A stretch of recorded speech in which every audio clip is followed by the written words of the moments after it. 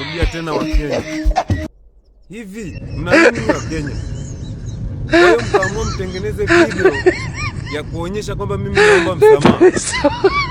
Jamani Watanzania wenzangu, epukeni matapeli. Hakuna Mtanzania anaweza kukosewa alafu akaomba msamaha. Epuka matapeli. Hakuna kitu kama hicho kabisa. Mimi siwezi omba msamaha, yani muombe Mkenya msamaha kabisa, Hebu tazama ile video ambao wanaonyesha kwamba mimi naomba msamaha. Hebu angalia. Angalia, tazama kwa makini hiyo video.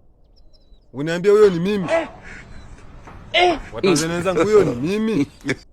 Tazama kwanza, hajavaa kofia. Mimi siwezi acha kofia yangu. Yaani hii kofia yangu siwezi acha. Hii kofia nilipewa na babu yangu. Siwezi acha hii kofia, Hichi kitendo cha Wakenya kutengeneza video zao za kijinga kuonyesha watu kwamba tunaomba msamaha, kujitafutia attention. Wanataka kitu kupitia kwa Watanzania. Tanzania ni kubwa, Tanzania ni jeshi.